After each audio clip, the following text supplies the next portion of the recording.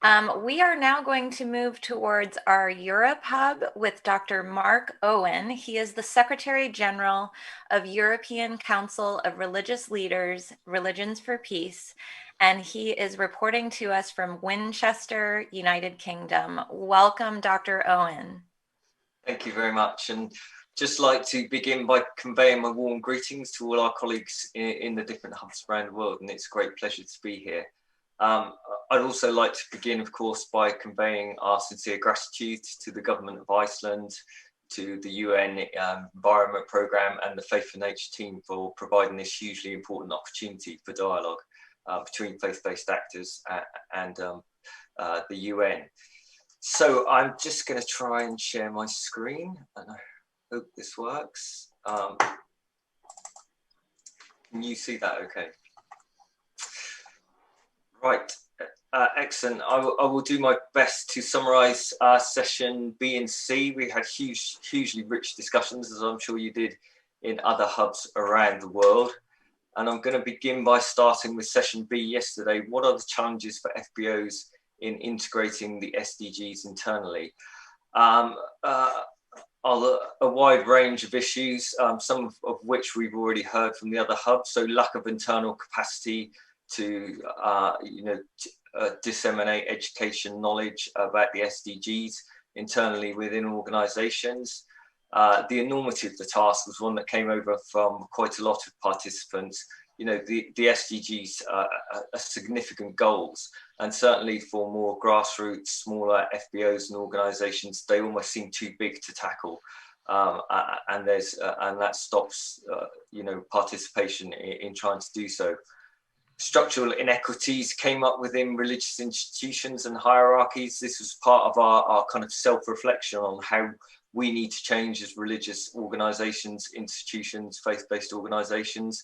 And certainly there's an inequity in knowledge distribution, whether that's around gender, whether that's around different contexts, inequity in resources. Not everybody knows within our institutions and organisations about the SDGs. Not everyone has equal access to knowledge and participation in these types of fora.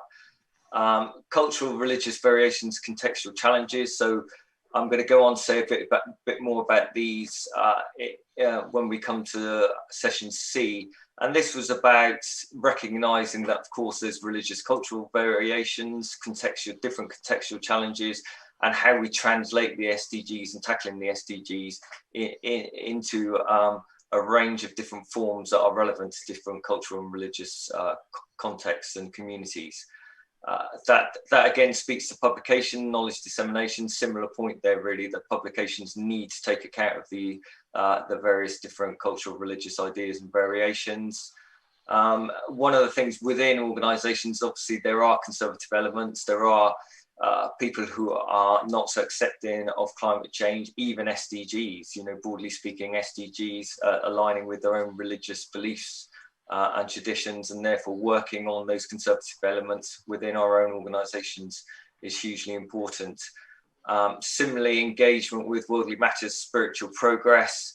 There was some reticence that engaging with the SDGs could hamper in some way spiritual progress. I mean, not for our own participants, of course, but recognising this is an issue. So then going on to the challenges for FBOs to externally. And I think to try and summarise, this could be captured in two main areas, really. One was around shared language. And again, we'll come back to this in the suggestion for kind of positive initiatives and developments. There was a feeling there's still not a shared, commonly accepted language between faith-based organisation, religious actors, and perhaps multinational organisations, governments, etc., that everybody feels comfortable with. Do we have to, as faith FBOs, become more secular in our approach to be able to engage, or is it now we've reached a stage where overtly religious, spiritual language is acceptable within organisations like the UN? And that also speaks to the second broad area, I think, of the external challenges about trust and confidence. Do FBOs, do spiritual, religious organisations really feel part of the ownership of the SDGs? Do they feel their worldviews, faiths are really valued equally as scientists, secular organisations? If not, then there was concerns about that religion is really being instrumentalized, used in a way that perhaps doesn't value those kind of unique beliefs and faiths. And there was an area, I think, a conversation around building confidence, trust, that religious communities and FBOs are really respected and taken seriously on their own terms. So processes and mechanisms needed for FBOs to make substantial contributions. Again, we can probably roughly divide these into three areas. So networking, again, we've heard some of this already, vertical, horizontal networking. A lot of FBOs don't know how to really get involved, interact with UN organizations, institutions, governments. So improving knowledge around that, improving access to networks and communication. As it says there, improve structures, systems for FBOs to connect with global, multinational discourses and institutions. And more education is needed for within faith-based organisation on the SDGs. An important point was reaching everyone, and that's really around making sure that this is disseminated down to the grassroots levels, these types of conversations. So there's very practical, concrete examples within policies that individuals on the ground can follow. Again, that comes back to language. People felt that sometimes policy language was too scientific, too sterile, too perhaps secular, and it didn't speak to the religious communities and organisations that are meant to be partners within this process. And lastly, thinking outside the box, so being willing to explore perhaps what seems like more extreme religious, cultural, spiritual traditions and ideas that can contribute to tackling these huge problems. Facilitating the integration of religious and spiritual values. So it's felt more moral kind of leadership was needed, both within faith-based organisations, UN institutions, governments, more personal responsibility, setting examples, seeing leaders from all areas changing their behaviour, setting the examples by what they do, challenging capital systems of greed and exploitation. So that's a fairly self-evident, and faith-based organisations, communities feeling they've got an alternative to offer, and empower members to be radical. So that's within the own faith-based organisations, religious communities, again, challenging people to go back to their roots, understand their religion and change their behaviour according to that. So linking faith and science, I mean, this, I think, conversation was about the quality of the conversation. It's about building confidence, again, that science and faith are equally valued as part of this discussion, as part of this collaboration, as part of this partnership.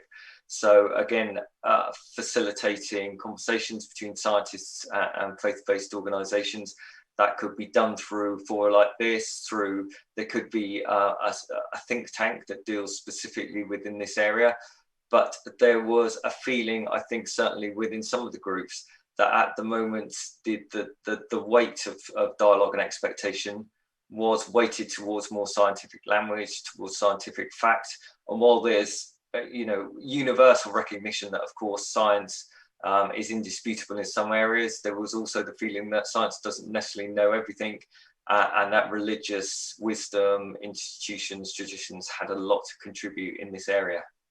So that's I'm going to conclude there, and thank you very much for listening.